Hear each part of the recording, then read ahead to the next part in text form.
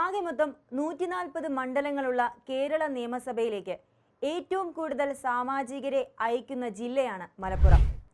16 മണ്ഡലങ്ങളാണ് ജില്ലയിലുള്ളത്. UDFന്, പ്രത്യേകിച്ച് ഘടകകക്ഷിയായ മുസ്ലിം ലീഗിന് മേൽക്കൈയുള്ള ജില്ല കൂടിയാണിത്. 2021 നടന്ന നിയമസഭാ തെരഞ്ഞെടുപ്പിൽ 16-ൽ 12ഉം UDFനൊപ്പം നിന്നിരുന്നു.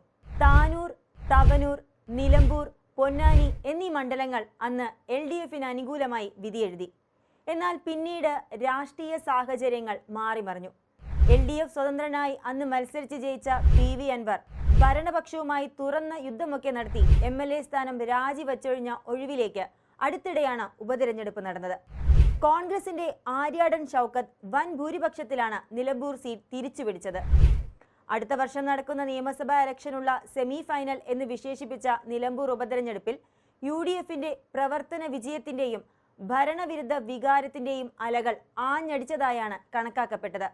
നിലമ്പൂർ തിരിച്ചുപിടിച്ച ആത്മവിശ്വാസത്തിൽ മലപ്പുറത്തെ 16-ൽ 16ഉം UDF ലക്ഷ്യം വെക്കുന്നുണ്ട്. നിലമ്പൂരിൽ ആര്യാടൻ ഷൗക്കത്ത് തന്നെയാകും അടുത്ത കൊല്ലവും സ്ഥാനാർത്ഥിയാവുക. വീണ്ടും വൻ ഭൂരിപക്ഷം ഇവിടെ കോൺഗ്രസ് പ്രതീക്ഷിക്കുന്നുമുണ്ട്. കൊണ്ടോട്ടി നിയോജക മണ്ഡലത്തിലേക്ക് വന്നാൽ നിലവിലെ മുസ്ലിം ലീഗിന്റെ MLA TV ഇബ്രാഹിം തന്നെയാകും ഇത്തവണയും മണ്ഡലത്തിൽ UDF സ്ഥാനാർത്ഥിയായി മത്സരിക്കുക. 16ാം നിയമസഭയിൽ അംഗമാകാൻ ഏറനാട് നിന്നും സിറ്റിംഗ് MLA ആയ മുസ്ലിം ലീഗിലെ പ്രമുഖ നേതാവ് PK ബഷീർ തന്നെയാണ് നിയോഗിക്കപ്പെടുക.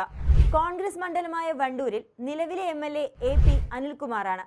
അദ്ദേഹത്തിന്റെ പ്രവർത്തന മികവ് കൊണ്ട് അടുത്ത തവണയും വണ്ടൂർ പ്രതിനിധീകരിക്കാൻ അവസരം അനിൽകുമാറിന് തന്നെയായിരിക്കും. തുടർച്ചയായി 5 തവണ അദ്ദേഹം ഈ മണ്ഡലത്തെ പ്രതിനിധീകരിച്ചുകൊണ്ടിരിക്കുകയാണ് എന്നുള്ളത് എടുത്തു പറയേണ്ട ഒരു വസ്തുതയാണ്. മഞ്ചേരിയിൽ UA ലത്തീഫാണ് മുസ്ലിം ലീഗിന്റെ സ്ഥാനാർത്ഥിയായി വരിക. കഴിഞ്ഞ തവണ 14,573 വോട്ടുകളുടെ ഭൂരിപക്ഷത്തിൽ വിജയിച്ച അദ്ദേഹം ഇത്തവണ തന്റെ ഭൂരിപക്ഷം കൂട്ടുമെന്നും ഉറപ്പാണ്. പെരിന്തൽമണ്ണയുടെ കാര്യമെടുത്താൽ നജീബ് കാന്തപുരം തന്നെയാകും ഇത്തവണയും മുസ്ലിം ലീഗിന് വേണ്ടി കളത്തിലിറങ്ങുക. മങ്കടയിൽ മഞ്ഞളാംകുഴി അലിയാണ് UDFന് വേണ്ടി മുസ്ലിം ലീഗിന്റെ തുറുപ്പുചീട്ട്. തന്റെ പ്രവർത്തന മികവ് തെളിയിച്ച അദ്ദേഹം ഇത്തവണയും സീറ്റ് കൈപ്പിടിയിലൊതുക്കും എന്നുറപ്പാണ്. മലപ്പുറം മണ്ഡലത്തിൽ P ഉബൈദുള്ളയാണ് MLA. അദ്ദേഹം തന്നെയാണ് ഇത്തവണ മലപ്പുറം നിയമസഭാ മണ്ഡലത്തെ പ്രതിനിധീകരിക്കാൻ മുസ്ലിം ലീഗിന് വേണ്ടി ജനപിന്തുണ തേടുന്നതും. വേങ്ങര നമുക്കറിയാം, പ്രമുഖ ലീഗ് നേതാവ് PK കുഞ്ഞാലിക്കുട്ടിയുടെ മണ്ഡലമാണ്.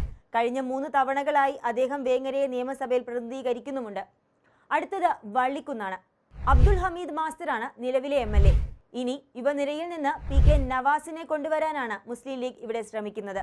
KPA മജീദാണ് തിരൂരങ്ങാടിയുടെ ജനപ്രതിനിധി. അദ്ദേഹം തന്നെയാകും അടുത്ത വർഷത്തെ തിരഞ്ഞെടുപ്പിൽ മണ്ഡലത്തെ മുസ്ലിം ലീഗിന് വേണ്ടി പ്രതിനിധീകരിക്കുന്നതും. മന്ത്രി കൂടിയായ V അബ്ദുറഹ്മാന്റെ മണ്ഡലമാണ് താനൂർ. UDF മുസ്ലിം ലീഗ് നേതാവായ PK ഫിറോസിനെ അവിടെ സ്ഥാനാർത്ഥിയാക്കാനാണ് ഉദ്ദേശിക്കുന്നത്. LDFനു വേണ്ടി അബ്ദുറഹ്മാൻ അവിടെ മത്സരിക്കാൻ സാധ്യതയില്ല എന്നുള്ളതുകൊണ്ട് PK ഫിറോസ് വിജയിക്കാനുള്ള സാധ്യത വീണ്ടും വർദ്ധിക്കുന്നുണ്ട്. തിരൂർ മുസ്ലിം ലീഗിന്റെ കുറുക്കോളി മൊയ്തീനാണ് MLA. അദ്ദേഹം തന്നെയാകും അടുത്ത തവണയും മണ്ഡലം പ്രതിനിധാനം ചെയ്യുക. അബീദ് ഹുസൈൻ തങ്ങൾ ജനപ്രതിനിധിയായ മണ്ഡലമാണ് കോട്ടയ്ക്കൽ. അടുത്ത തവണയും UDF അദ്ദേഹത്തെ തന്നെയാണ് കളത്തിലിറക്കുക. തവനൂർ നിലവിൽ LDFന്റെ മണ്ഡലമാണ്. KT ജലീലാണ് MLA. ആലിപ്പറ്റ ജമീല എന്ന വനിതാ നേതാവിനെയാണ് UDF അവിടെ സ്ഥാനാർത്ഥിയാക്കാൻ ഉദ്ദേശിക്കുന്നത്. KT ജലീൽ മത്സരിക്കാതിരിക്കാനുള്ള സാധ്യതയുള്ളതിനാൽ ആലിപ്പറ്റ ജമീലയ്ക്ക് അവിടെ സാധ്യതയും ഏറെയാണ്. CPMലെ P നന്ദകുമാറാണ് പൊന്നാനിയെ ഇപ്പോൾ പ്രതിനിധീകരിക്കുന്നത്. ഇവിടെ കോൺഗ്രസ് യുവനേതാവ് അഡ്വക്കേറ്റ് AM രോഹിതാണ് UDFന്റെ സ്ഥാനാർത്ഥിയായി വരിക. കഴിഞ്ഞ തവണ അദ്ദേഹം CPM സ്ഥാനാർത്ഥിയോട് പൊരുതി തോറ്റതാണെങ്കിലും ഇത്തവണ കൂടുതൽ പരിശ്രമിച്ച് വിജയം നേടുമെന്ന കാര്യം ഉറപ്പാണ്. മലപ്പുറം ജില്ലയിൽ 16-ൽ 16ഉം പ്രതീക്ഷിക്കുന്ന UDF അവിടുത്തെ പ്രവർത്തനങ്ങൾ ഇതിനോടകം തന്നെ തുടങ്ങിക്കഴിഞ്ഞതാണ്. മുസ്ലിം ലീഗിന്റെ കോട്ട എന്നറിയപ്പെടുന്ന മലപ്പുറം ജില്ലയിലെ മണ്ഡലങ്ങൾ ഒക്കെ തന്നെയും ഭരണവിരുദ്ധ വികാരം നിലനിൽക്കുന്നതുകൊണ്ടും UDFനോടുള്ള പ്രതീക്ഷ വച്ചു പുലർത്തുന്നതുകൊണ്ടും UDFനെ ശക്തമായി പിന്താങ്ങുകയും ചെയ്യും. അങ്ങനെയെങ്കിൽ 100-ൽ പരം സീറ്റ് 2026 തെരഞ്ഞെടുപ്പിൽ ലക്ഷ്യം വയ്ക്കുന്ന UDFന് മലപ്പുറം ജില്ല ഒരു മുതൽക്കൂട്ടാകും എന്നത് ഉറപ്പാണ്. കൂടുതൽ വാർത്തകൾക്കും വിശേഷങ്ങൾക്കും ഞങ്ങളുടെ channel like, share and subscribe ചെയ്യുക. കൂടാതെ സബ്സ്ക്രൈബ് ബട്ടണിലെ ബെൽ ഐക്കൺ ഇനേബിൾ ചെയ്യാനും മറക്കരുത്.